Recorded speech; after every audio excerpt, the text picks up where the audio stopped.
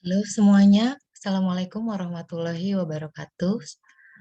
Saya Dinda Yumaritasari, guru biologi dari SMA Negeri 93 Jakarta.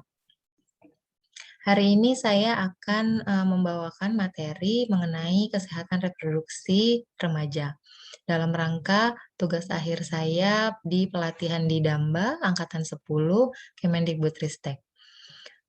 Kegiatan ini ditujukan untuk Bapak Ibu guru yang yang mengajar di usia remaja, yaitu SMP atau SMA dan setaranya, dan juga Bapak Ibu yang memiliki anak remaja atau sebelum remaja, seperti itu. Kita mulai. Masa remaja merupakan masa peralihan dari masa anak-anak menuju dewasa. Lalu remaja akan mengalami masa pubertas, yaitu masa ketika seorang anak mengalami perubahan fisik, psikis, dan pematangan fungsi seksualnya. Kesehatan reproduksi juga merupakan yang perlu diperhatikan.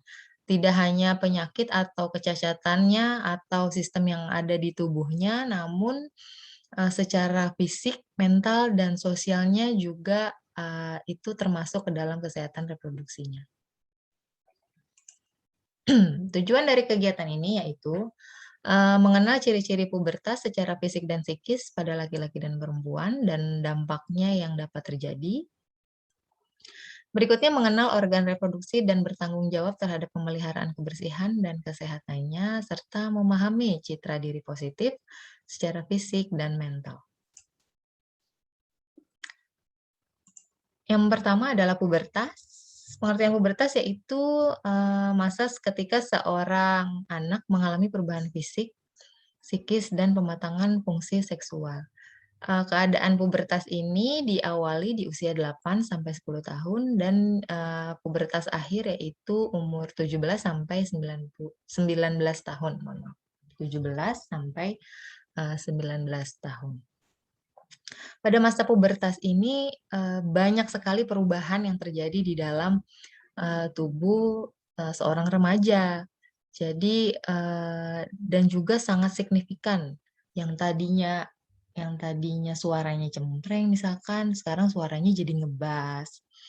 Kemudian yang tadinya nggak punya, yang tadinya dadanya rata, jadi tiba-tiba kok nih saya jadi punya dada yang besar, punya bahu yang lebar, kemudian tiba-tiba ada kumis-kumis tumbuh di wajahnya, dan ada tumbuh rambut-rambut halus di sekitar kelaminnya, dan ada beberapa perubahan fisik yang lainnya. Itu baru fisik.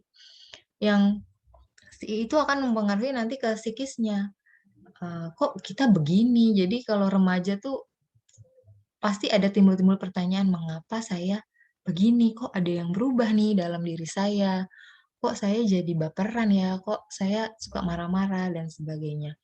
Itu juga perubahan yang terjadi pada masa pubertas. Yang paling signifikan pada yaitu pada remaja putri akan mengalami menstruasi. Menstruasi ini adalah peristiwa keluarnya cairan darah dari vagina di mana daerah tersebut merupakan lapisan dinding rahim atau endometrium yang meluruh bersama sel telur yang sudah matang namun tidak dibuahi, atau berarti tidak terjadi fertilisasi antara sel telur dan sperma. Menstruasi yang pertama kali dialami oleh remaja perempuan disebut menarki. Biasanya peristiwa ini terjadi di awal pubertas ya, tadi di sekitar umur 8 sampai 10 tahun, usia-usia SD. Nah, menstruasi ini kejadiannya cukup drama gitu ya, kita bisa bilang gitu.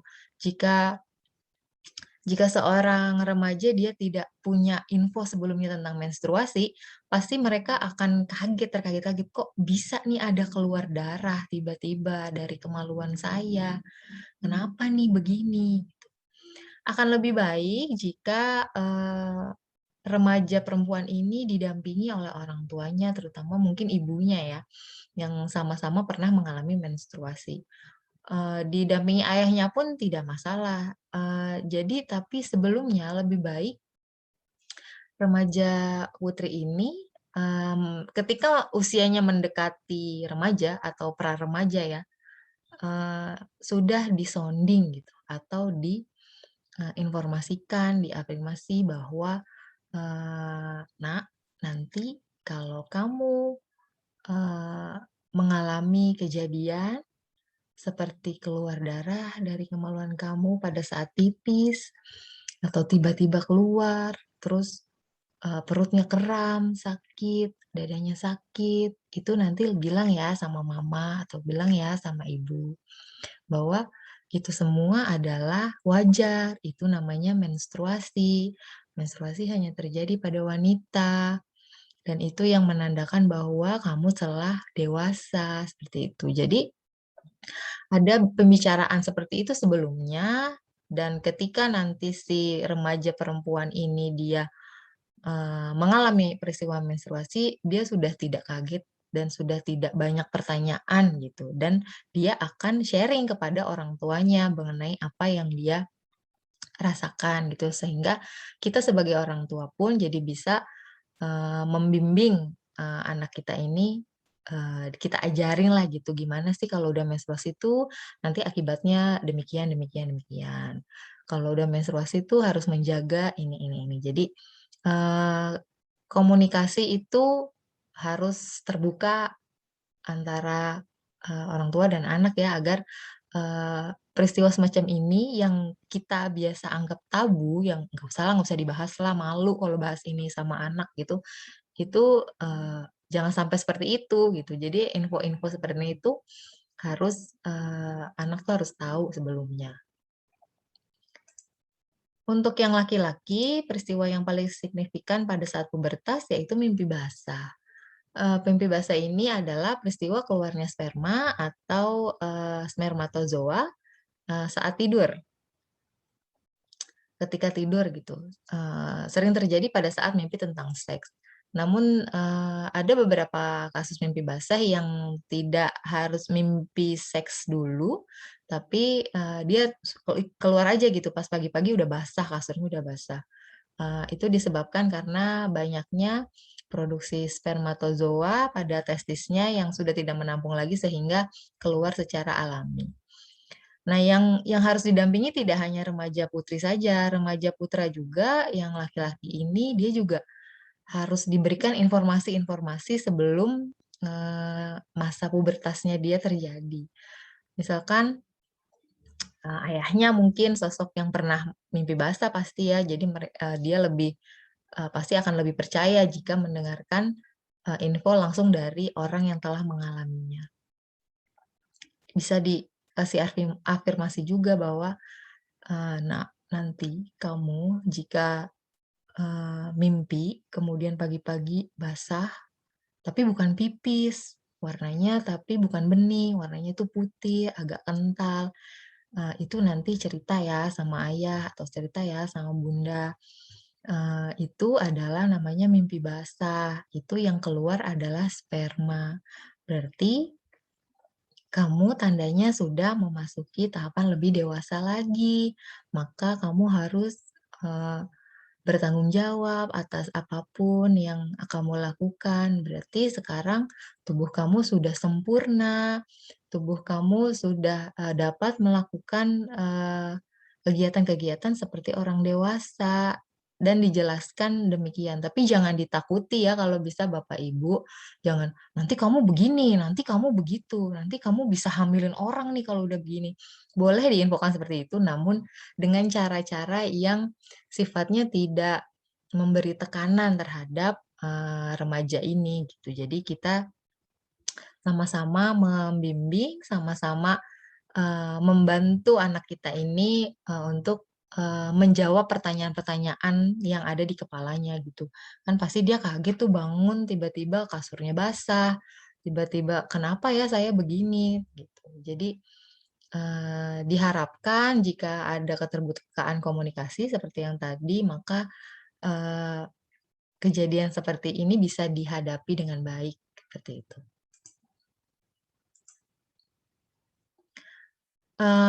Pubertas ini, juga, di apa namanya, diimbangi dengan perkembangan fisik dan perkembangan psikis. Jadi tidak hanya fisiknya saja Bapak Ibu, tapi psikisnya juga ada yang berkembang gitu. Ini mungkin lebih tepatnya perkembangan fisik ya, dan, perkembangan psikis. Yang pertama kita ke fisik dulu, tadi beberapa sudah sampaikan bahwa terjadi perubahan fisik yang sangat signifikan pada laki-laki maupun pada perempuan. Pada remaja perempuan itu, di slide saya ada 7 ciri, yaitu badan yang bertambah tinggi, kemudian pembentukan lemak dan jaringan di area-area tertentu, lalu pembesaran area pinggul, pertumbuhan rambut di area kemaluan dan ketiak, suaranya menjadi lebih lembut, yang tadinya agak tinggi suaranya sekarang lebih lembut. Lalu pertumbuhan payudara dan puting susunya menonjol dan, sakit bila tersentuh. Lalu timbulnya ovulasi atau keluarnya sel telur yang sudah matang. Jadi ovulasi itu adalah proses, keluarnya sel telur yang sudah matang dari ovarium menuju organ saluran reproduksi wanita yang berikutnya. Gitu. Jadi kalau misalkan nanti dia dibuahi, ada sperma yang masuk, dia akan terjadi kehamilan. Jika tidak terjadi fertilisasi, maka akan meluruh bersama dinding rahimnya atau endometriumnya, sehingga yang kita sebut menstruasi atau haid. Pada remaja laki-laki, fisiknya pun juga berubah, yaitu tinggi badannya, kemudian pertumbuhan otot, jadi ototnya cukup membesar. Lalu ada pembesaran di daerah bahu, jadi bahunya menjadi lebih bidang gitu ya. Lalu ada pertumbuhan di pertumbuhan rambut di area kemaluan, ketiak, dan juga di muka. Kadang-kadang dia ada tiba-tiba jadi berkumis, tiba-tiba jadi ada janggut, ada jambang. Itu dikarenakan adanya hormon. Lalu juga, suara menjadi lebih berat atau lebih pecah, lalu, ukuran penisnya membesar dan memanjang, buah zakar dan testisnya bertambah besar, dan juga, terjadi perubahan warna pada area tersebut biasanya menjadi lebih gelap. Lalu terjadinya ejakulasi atau keluarnya semen atau air mani, yang pertama atau yang tadi kita sebut mimpi basah. Lalu pada laki-laki, tumbuh jakun, biasanya pada beberapa orang itu sangat terlihat sekali pertumbuhan jakunnya. Kita lanjut ke perkembangan psikisnya. Jadi tidak hanya fisiknya ya Bapak Ibu yang, mengalami perubahan, di dalam dirinya pun secara psikis itu terjadi perkembangan. Kita bahas satu-satu ya Bapak Ibu. Yang pertama perkembangan, psikososial. Menurut Erikson, pencarian identitas diri mulai dirintis seseorang pada usia sekitar remaja muda. Pencarian identitas diri ini berarti pencarian jati diri, di mana remaja ingin tahu kedudukan dan perannya dalam lingkungannya. Tentang dirinya sendiri, yang menyangkut soal siapa dia, apa dia, dan semua yang berkaitan dengan dirinya. Jadi, si remaja ini pada dasarnya yaitu dia akan memiliki perilaku eksploritas yang tinggi. Jadi, dia akan cari tahu sendiri semuanya. Jadi pada fase ini, remaja itu dia karena dia sedang mencari jati diri, maka dia eksplor semuanya. Apa sih yang saya suka? Apa sih yang, menurut saya nyaman buat saya gitu. Apa sih yang lagi tren saat ini, apa sih? Saya harus ikut nggak ya ini tren-tren kayak gini gitu. Itu biasa dilakukan oleh remaja karena memang secara alamiah menurut Erikson, remaja itu seperti itu. Eee, tingkat egoismenya atau dia lebih egosentris dibandingkan sebelumnya. Jadi ketika kita, mulai misalkan anak kita biasanya dikasih makan ini dia nggak protes, kok ini tiba-tiba protes gitu, "Nggak mau, aku nggak mau makan ini, maunya makan itu," gitu. Jadi, ada yang, di dirinya dia tuh pokoknya saya yang, eee, pokoknya kemaunya saya harus diturutin gitu. Pokoknya saya paling benar gitu. Makanya banyak kadang-kadang, di usia remaja itu sudah mulai bisa membantah orang tuanya, misalkan udah mulai membantah gurunya gitu, mulai kita bilangnya mungkin susah dibilangin gitu ya. Tapi pada dasarnya mereka tuh bukan nggak mau, cuman, memang sedang ada di fase, di tahapan itu, remaja itu memang demikian. Jadi mungkin, bisa bisa kasih saran kepada bapak ibu guru atau orang tua. Mungkin kita yang jadinya lebih ngalah. Jadi kita harus tahu dulu nih, "Oh anak saya tuh lagi fase ini." Jadi begitu tuh nggak apa-apa. Yang penting kita tetap, mmm, mendampingi, tetap selalu sedia ketika mereka membutuhkan kita. Ketika mereka udah kelihatannya, udah mulai melenceng-melenceng dikit, kita lurusin lagi. Jadi, seperti tarik ulur gitu ya Bapak Ibu. Jadi nggak terlalu dikekang banget, tapi kita tetap kontrol dari jauh gitu. Mudah-mudahan bisa, remaja kita nanti berkembangnya dengan demikian bisa lebih baik begitu. Lalu gejala lain yang menguatkan dugaan bahwa remaja ingin mencari jati dirinya adalah perilakunya yang cenderung untuk melepaskan diri dari ikatan orang tuanya dan akan lebih suka melakukan kegiatan pribadi atau berkumpul dengan teman-temannya di luar dibandingkan dengan orang tuanya. Nah, ini juga Bapak Ibu yang menjadi mungkin kita bisa bilang hambatan karena, tadi katanya harus didampingi remajanya, tapi remajanya secara perilakunya dia nggak mau didampingin sama orang tuanya karena mereka sedang merasa, sudah dewasa, saya sudah bisa sendiri, tanpa orang tua saya bisa gitu, tanpa orang lain saya bisa. Itu tadi Bapak Ibu, jadi kita jangan terlalu dikekang banget gitu. Jadi dari jauh kita tetap pantau gitu. Apa namanya, oke ya kita juga harus lebih, apa ya Bapak Ibu, lebih sabar, lebih mengikhlaskan bahwa, oh emang itu wajarnya seperti itu. Remaja itu kelakuannya memang gitu. Jadi Bapak Ibu, remaja yang lain juga akan begitu, cuman, model-modelnya aja tingkatnya aja yang berbeda gitu.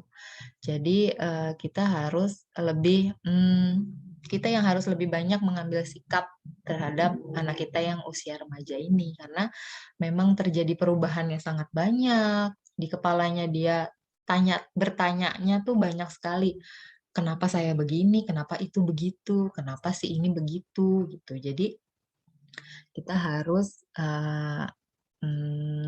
tetap ada di samping mereka, walaupun mereka seolah-olah tidak membutuhkan kita, gitu. Semoga, tadi saran yang tadi semoga berguna ya Bapak Ibu. Kemudian perkembangan emosi berkaitan dengan yang tadi juga, emosinya juga berkembang Bapak Ibu. Jadi sekarang lebih kompleks emosinya gitu. Jadi, nanti, di sini pada remaja kepekaan emosi biasanya meningkat, sehingga rangsangan sedikit saja sudah menimbulkan luapan emosi yang besar gitu. Mungkin kalau kita bilangnya, "Duh ini anak kok baperan banget, dikit-dikit nangis," misalkan, dikit-dikit marah, apa namanya, biasanya tuh kalau kalau dikasih ini dia biasa aja, kok sekarang marah ya, kenapa ya? Itu sebenarnya mereka emosinya sedang berkembang Bapak Ibu, sedang, apa ya, sedang mempelajari juga emosi-emosi yang, sebelumnya dia tidak bisa rasakan, sekarang dia bisa rasakan karena di sini kepekaan emosinya meningkat. Jadi kepekaannya meningkat sehingga perasaan-perasaannya lebih beragam gitu. Tiba-tiba dia suka sama seseorang, misalkan gitu. Jadi kita, apa namanya, emosi pada saat remaja ini, itu, meledak-ledak gitu, sedang meledak-ledak. Jadi kalau marah, marah banget, kalau sedih, sedih gitu, terus kalau suka tuh sampai suka banget atau kita bilangnya sampai cinta buta gitu, sampai nggak bisa dibilangin gitu. Itu merupakan, perkembangan emosi dari dirinya. Itu juga, apa namanya, timbul tenggelam ya Bapak Ibu. Jadi, fluktuatif sekali perkembangan emosi pada, remaja ini. Jadi kita sebagai orang tua dan guru, mungkin kalau orang tua di rumah ya, kalau Bapak Ibu guru di sekolah, ketika melihat, remaja, anak-anak kita, peserta didik kita melakukan suatu meluapkan emosinya berlebihan atau, ya ada yang tiba-tiba nangis atau apa, kalau bisa kita pendekatannya secara, verbal aja, jangan dimarahin gitu. Maksudnya pendekatannya kita tanya, "Kenapa?" Gitu. "Apa sih yang terjadi?" Gitu. Jadi kita sebagai guru, mencoba berusaha seperti temannya, karena tadi kan, di awal dia menghindari yang orang tua tuh dia menghindari, tapi, mungkin jika bapak ibu gurunya atau orang tuanya memposisikan dirinya sebagai teman sebayanya, mungkin akan lebih mudah, berkomunikasinya. Jadi untuk mengambil langkah selanjutnya jadi lebih mudah, seperti itu. Kemudian perkembangan kecerdasan atau perkembangan intelektual atau perkembangan intelligence ya. Perkembangan ini menyebabkan remaja suka belajar sesuatu yang logis untuk mengerti hubungan antara hal yang satu dengan hal yang lainnya. Jadi memang remaja ini, dia harus misalkan ketika dia sedang mengeksplor dirinya, pasti akan dikaitkan dengan, logikanya dia gitu, dan juga akan dikaitkan dengan, secara kontekstual gitu, yang nyata, yang dekat dengan dia sehingga pada saat dia misalkan di sekolah ya Bapak Ibu, jika, untuk Bapak Ibu guru yang sedang memberikan materi misalkan, jika peserta didiknya kurang paham, agar lebih memudahkan dia untuk paham, biasanya kita kaitkan dengan contoh-contoh yang lebih dekat dengan mereka, yang lebih kontekstual seperti itu istilahnya. Misalkan pelajaran saya nih, misalkan, biologi. "Ibu, kenapa, saya kalau lagi makan nggak boleh berbicara?" Kita kasih contoh, "Oh ya nggak boleh, karena nanti bisa tersedak." Tapi kan nggak ada hubungannya Bu, ngobrol dengan bicara dengan makan gitu. Baru kita jelaskan, jadi begini, kalau kita, sambil makan, makan dan bernafas itu ada, satu, jalur gitu, tempatnya di satu jalur.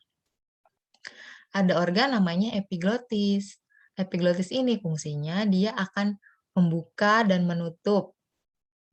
Untuk apa? Untuk, mengetahui jika kamu ingin menelan, dia akan menutup saluran pernafasan agar tidak terjadi kesalahan masuknya, gitu.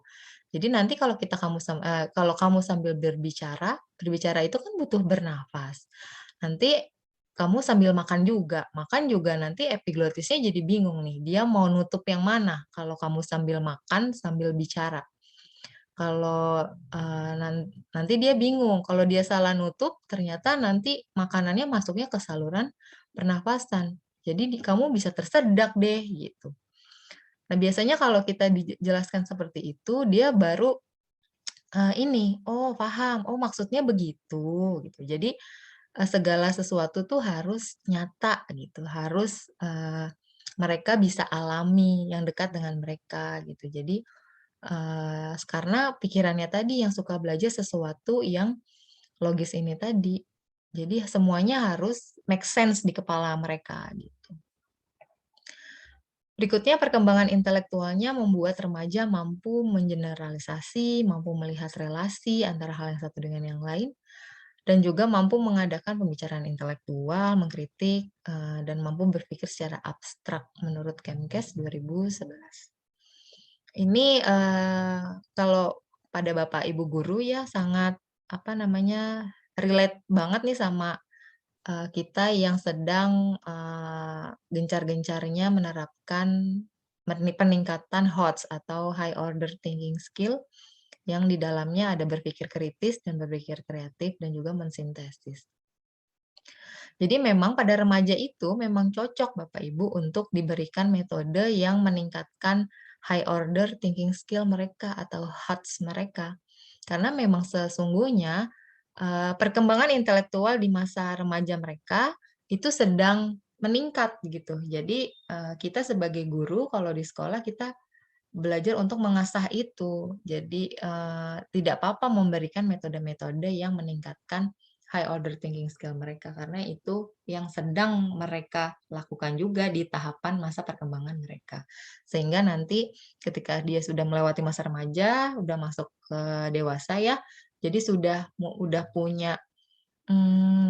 punya fondasi yang baik gitu untuk nanti, mengadakan relasi nih, untuk berbicara intelektual dengan, lawan bicaranya, mampu berpikir secara abstrak di, jenjang pekerjaan misalkan gitu. Jadi di tahapan remaja ini perkembangan intelektualnya kita bisa asah di sekolah maupun, di rumah. Kalau di rumah mungkin bisa dikasih tugas-tugas oleh, orang tuanya yang, bisa lebih mandiri gitu anaknya mengerjakannya, misalkan, "Kamu sudah besar, kamu bisa mengerjakan ini sendiri tanpa bantuan orang tua." Jadi dia bisa berpikir, "Gimana caranya saya bisa mengerjakan ini?" Gitu. Jadi kalau ada PR mungkin jangan dibantu lagi sama orang tuanya, jadi dia bisa terlatih untuk meningkatkan kemampuan berpikir tingkat tinggi mereka.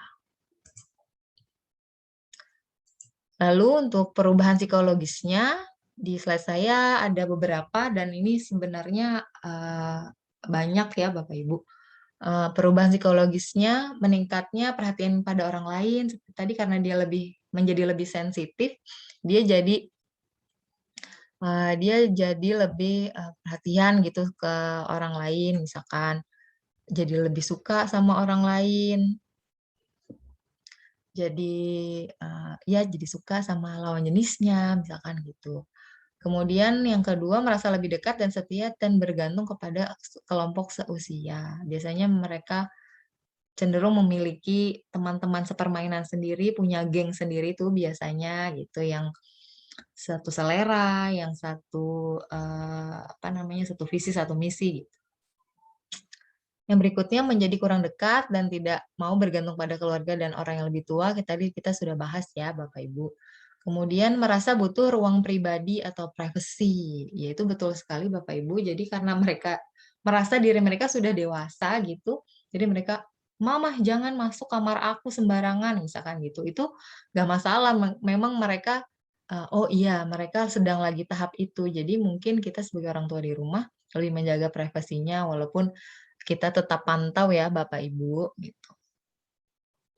Lalu, mudah terpengaruh lingkungan sosialnya terutama teman sebayanya. Nah ini juga yang harus kita, jaga ya Bapak Ibu, karena lingkungan itu, juga sangat mempengaruhi kepribadian dan, perilaku dari remaja ini. Jadi kan karena tadi remaja dia pengennya masih mencari-cari dia sukanya apa, jadi semuanya tuh dia coba. Kita takutnya ada pengaruh buruk yang, dari lingkungannya, misalkan kita bisa ambil contoh yang paling parahnya misalkan, ikut-ikutan mabok-mabok, ikut-ikutan, pakai obat-obatan terlarang, penyalahgunaan narkoba dan sebagainya di lingkungannya sehingga dia ikutan gitu. Jadi, jangan sampai anak kita ini ikut ke sana. Jadi kita juga di rumah tetap kasih info-info bahwa yang seperti itu tuh tidak baik ya, Nak. Jadi nanti pilih temannya, yang jangan yang begitu, gitu. Bukannya kita mau pilih-pilih teman, tapi ada baiknya jika kita memilih yang baik untuk kita, gitu. Kemudian yang berikutnya terkadang lebih egois, mementingkan, kepentingannya sendiri terlebih dahulu. Yang tadi kita bilang ya Bapak Ibu, yang kita bahas, yaitu dia egosentris, jadi masih, mementingkan dirinya sendiri. Lalu ingin memperoleh persamaan hak, itu, mungkin kalau di sekolah Bapak Ibu terlihat misalkan kalau dia merasa, oh dia dimarahin, dia enggak padahal melakukan kesalahan yang sama misalkan gitu, itu pasti mereka akan ungkapkan gitu. Mereka akan, karena mereka merasa tidak adil gitu. Lalu timbul rasa kecewa, kesal, malu, dan tertekan. Ini termasuk yang emosi tadi ya Bapak Ibu. Jadi berhubungan dengan yang emosi tadi, emosinya menjadi lebih, kompleks ya, ada merasa kecewa, kesal, yang tadinya, dia tidak bisa merasakan itu karena tingkat sensitivitasnya yang tinggi, maka dia merasa, "Oh kok gini ya rasanya, ternyata ini yang namanya kecewa," misalkan gitu. oh ini yang namanya malu. Biasanya kalau usia remaja kalau kita mau marahin dia tuh jangan sampai di depan umum karena ini dia nanti akan merasa malu dan tertekan karena merasa, merasa dijatuhkan di depan, umum gitu. Jadi lebih baik kita, panggil di ruangan, tertentu baru kita kasih, peringatan gitu. Yang berikutnya ingin dipuja. Nah, ya ini juga termasuk karena dia sedang mencari keakuannya dia, jadi dia pengennya tuh, "Oh ya kamu hebat ya bisa ini, oh kamu hebat ya bisa dapat peringkat sekian, hebat ya dapat medali ini, bagus banget kamu nyanyinya." Itu, kita kalau sebagai guru ya karena saya sebagai guru, itu penting sekali diungkapkan kepada peserta didik kita agar mereka juga memiliki, apa ya, emosinya jadi lebih baik gitu. Jadi, "Oh saya bisa ini," gitu. Jadi mereka puas atas apa yang dia capai gitu. Jadi nanti setelah itu mereka bisa explore lagi ke, bidang-bidang yang lain misalkan, "Oh saya coba bidang ini, ternyata dibilang bagus, saya tingkatkan, dibilang bagus lagi, ditingkatkan lagi." Sehingga, eee, dia memiliki, kompetensi di dalam dirinya gitu. Dia mengetahui kompetensi apa saja yang ada di dalam dirinya. Lalu yang terakhir ingin tahu dan ingin mencoba itu, tadi juga kita sudah, sampaikan ya Bapak Ibu. Kemudian di perubahan sosial, jadi yang tadinya masih anak-anak masih, digandeng orang tuanya terus, di belakang orang tuanya terus, sekarang dia mulai ada kemampuan untuk memahami orang lain karena, sudah mulai bisa beropini, yang kedua bisa mulai berpendapat gitu ya, yang kedua kecenderungan untuk meniru, mengikuti opini, berpendapat, nilai, kebiasaan, kegemaran hobi, atau keinginan orang lain, atau disebut juga konformitas. Nah itu, konformitas ini tuh bisa ke arah yang positif, bisa ke arah yang negatif. Tadi sempat disinggung di awal, jadi dia, lagi pengen ngikutin siapa nih gitu yang lagi tren, lagi pengen orang ikutan sepeda, dia ikutan sepeda. Orang pengen ini, dia ikutan, gitu. Jadi, keinginan-keinginan itu memang kalau pada remaja dia masih mencoba meniru. Nanti itu, adalah, satu bagian dia sebenarnya mencari keakuannya dia tadi, saya sukanya di mana sih, gitu. Jadi emang kalau kita bisa bilang remaja itu labil ya, masih labil gitu ya Bapak Ibu kan kita suka bilang, "Duh nih anak labil banget, besok pengen les ini nanti dia bosen, besok pengen les ini dia bosen." Itu sebenarnya hal yang wajar, jadi bagaimana kita menyikapinya saja gitu.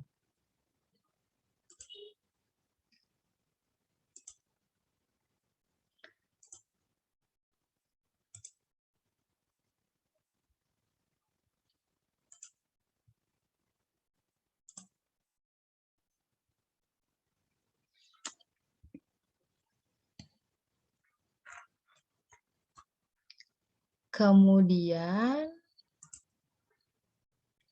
untuk organ reproduksi, ya, yang berikutnya adalah organ reproduksinya ya Bapak Ibu, ini saya tampilkan organ reproduksi pada wanita, yang sebelah kanan itu organ reproduksi pada pria, dan organnya cukup banyak di dalamnya ya Bapak Ibu, dan memiliki, fungsi masing-masing.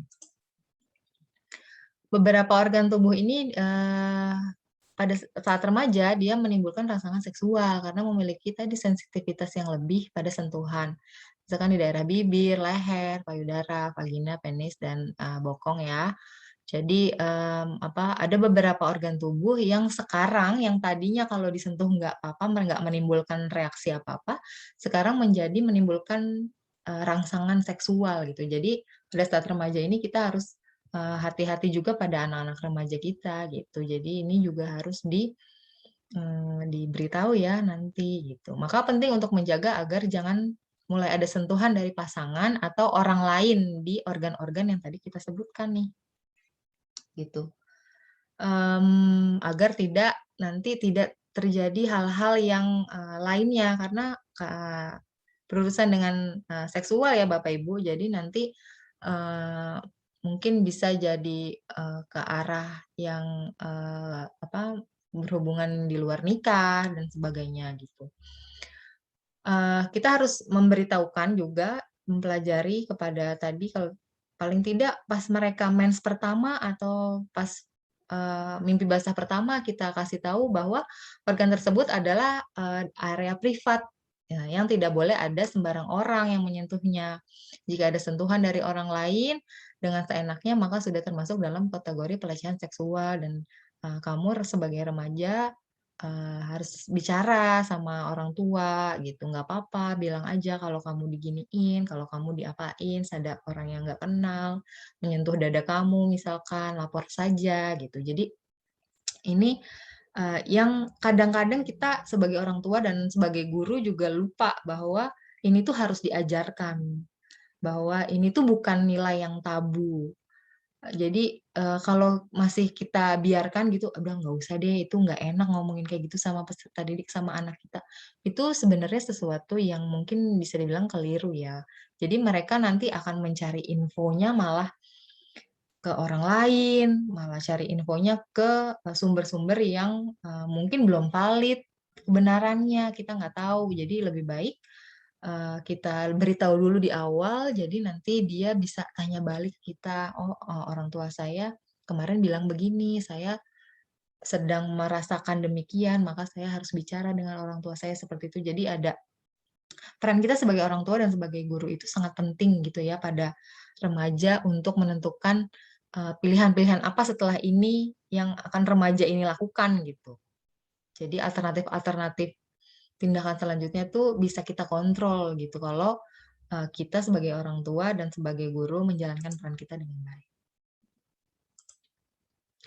Kemudian ada cara menjaga organ reproduksi pada remaja ini sebagian umumnya cuci tangan sebelum membersihkan alat kelamin, kemudian dikeringkan kembali, biar tidak lembab, kemudian memilih pakaian yang bahannya menyerap keringat, lalu menghindari celana yang ketat agar peredarannya lancar dan menjadi tidak lembab begitu ya. Kemudian untuk membersihkan kemaluan, gerakannya dari depan ke belakang, tidak sering menahan buang air kecil, dan memeriksakan diri ke dokter bila ada yang tidak wajar. Untuk lebih spesifiknya pada, anak laki-laki, bagi anak laki-laki dianjurkan untuk disunat setiap buang air kecil agar, membersihkan dengan air bersih gitu. Bagi anak laki-laki yang tidak disunat, dianjurkan untuk lebih menjaga kebersihan alat kelamin. Jadi lebih ekstra dibandingkan dengan anak laki-laki yang, disunat ya, karena kalau yang tidak disunat itu ada bagian yang, akan menyumbat, keluarnya air seni atau, spermanya, karena dia satu jalur kan, jadi harus lebih ekstra membersihkan alat kelaminnya. Setelah buang air kecil agar dibersihkan dengan air bersih dengan cara menarik kulit batang penis ke arah atas sehingga seluruh permukaannya itu bersih gitu, sampai bagian yang berlubuk sehingga tidak ada endapan, produk kelenjar. Lalu bagi anak laki-laki yang telah mimpi basah agar selalu membersihkan alat kelamin setelah mengalami mimpi basah. Mungkin di agama-agama tertentu, ada apa namanya, ada ketentuan-ketentuan pada saat dia kalau mimpi basah, dia harus mandi wajib, apa saja yang harus dibersihkan dan sebagainya. Pada, bagi anak perempuan juga, dibersihkan alat kelamin setiap buang air besar, buang air kecil, dan saat mandi, lalu, dibersihkan di setiap lekukannya sampai tidak ada kotoran yang tertinggal. Lalu disabun, dibilas dengan air bersih dari arah depan ke belakang, agar tidak ada bibit penyakit dari anus nggak kebawa ke depan gitu ya. Jadi semuanya, terbuang ke belakang. Lalu pada saat menstruasi ganti pembalut secara teratur maksimal 4 jam sekali atau bila terasa, telah penuh. Atau mungkin sekarang kalau pembalut ini kalau dia lagi menstruasi biasanya dia lebih lembab ya Bapak Ibu rasanya. Mungkin bisa diganti pembalutnya dengan tampon atau sekarang dengan menstrual cup Bapak Ibu sudah dapat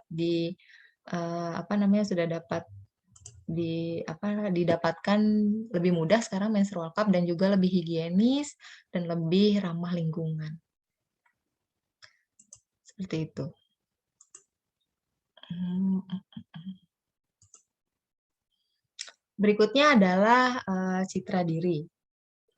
Citra diri mempunyai pengaruh terhadap bagaimana cara seorang remaja melihat dirinya. Selanjutnya akan membentuk juga cara seorang remaja menilai dirinya dalam sikap yang dapat bersifat positif maupun negatif.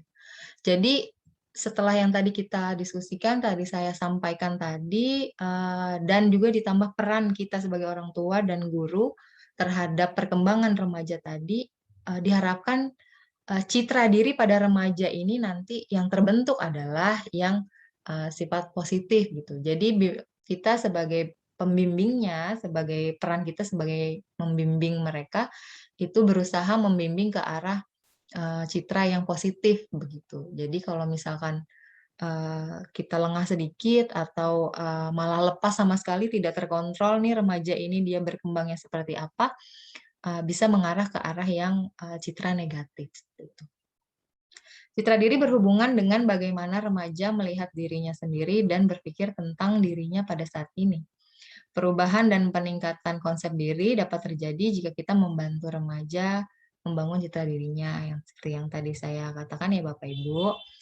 Lalu perkembangan media informasi saat ini sedikit banyak telah menyumbangkan pengaruh cukup besar bagi pembentukan citra tubuh atau body image pada diri individu.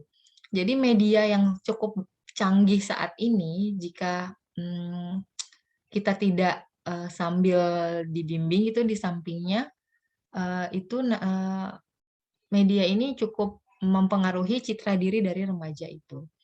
Pada, sekarang ini di media itu, ini tadi menyumbangkan pembentukan citra tubuh atau body image, maksudnya tuh, eee, Instagram misalkan, yang like banyak tuh yang, orang-orang atau cewek-cewek atau cowok-cowok yang wajahnya cantik, yang ganteng, yang putih, yang kurus gitu, itu dibilang sebagai citra yang positif. Padahal tidak semua yang tadi kita sebutkan tuh yang putih, yang kurus itu adalah, baik untuk dirinya gitu. Jadi ini yang menyebabkan para remaja banyak yang insecure kalau, bahasa mereka sekarang istilahnya adalah, "Duh saya insecure nih Bu, saya soalnya kulitnya gelap, kalau dia kulitnya, terang maka dia yang lebih cantik." Padahal tidak ada standar cantik yang cantik itu kan relatif ya Bapak Ibu. Jadi maksudnya sekarang ini anak-anak tuh suka merasa dirinya insecure karena sudah dipatok gara-gara si media informasi ini nih,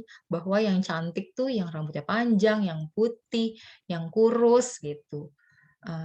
Yang kalau yang cowok yang rambutnya begitu, yang ganteng, yang apa, yang putih, yang kurus, yang berotot gitu baru dibilang, baik gitu. Padahal tidak semuanya demikian. Jadi kita sebagai, orang tua dan guru tadi, membantu remaja ini juga, memberikan itu tadi, afirmasi-afirmasi bahwa yang seperti itu tuh, kamu tuh sudah baik dengan apa yang kamu punya sekarang, kita tinggal explore, kita abis ini nanti kita mau ngapain, kita bisa bikin ini, sehingga kamu menjadi citra diri yang lebih positif, seperti itu. Jadi nggak melulu yang putih, yang kurus itu lebih baik gitu. Jadi kita mendampingi dia sejajar dengan mereka, memberikan support penuh gitu terhadap remaja kita ini, gitu.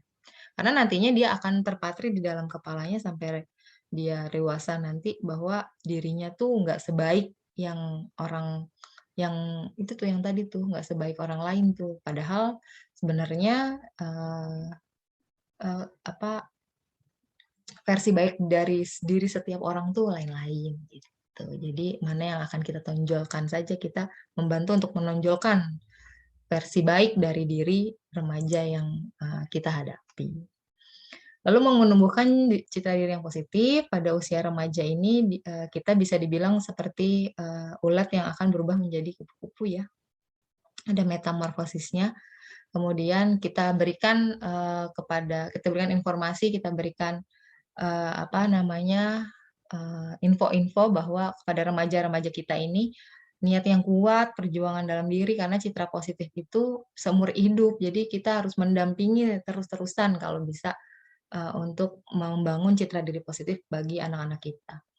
Lalu, kita punya kendali maksudnya si remaja ini punya kendali dan kuasa terhadap dirinya sendiri. Jadi, mulailah jadi diri sendiri dulu, apa yang terbaik dalam dirinya dia, apa yang bisa dikembangkan, kompetensi apa yang bisa dikeluarkan gitu, dikembangkan dengan baik. Kemudian juga jangan tergantung dengan motivasi eksternal. Jadi jangan ikut sana, ikut sini, boleh ikut tapi sifatnya hanya untuk, mencari gitu. Jadi kalau udah suka satu ya nanti kita kita kita yang atur, remaja sendiri sebenarnya yang memutuskan, kita hanya membimbing ke arah yang lebih, baik sehingga menjadi citra diri positif, gitu pada remaja kita. Baik Bapak Ibu, mungkin bisa disimpulkan bahwa kesehatan reproduksi remaja tidak hanya, semata-mata mengenai kesehatan penyakitnya saja atau, organ-organnya saja, namun juga terhadap psikologinya juga, dan juga perkembangan seksualnya. Dan kita sebagai orang tua dan guru harus, selalu mendampingi setiap proses perkembangan remaja kita, agar menjadi pribadi yang baik, agar juga terbentuk citra diri yang, positif. Seperti itu Bapak Ibu, materi yang saya sampaikan telah selesai. Materi ini saya ambil dari Kemendikbud, di P4TK, materi kesehatan reproduksi remaja. Semoga materi ini dapat membantu Bapak Ibu, dapat bermanfaat bagi Bapak Ibu, semuanya dan bagi yang menonton, presentasi ini. Terima kasih yang telah meluangkan waktunya untuk, mendengarkan materi dari saya, semoga bermanfaat. Salam sehat semuanya, saya akhiri. Assalamualaikum warahmatullahi wabarakatuh.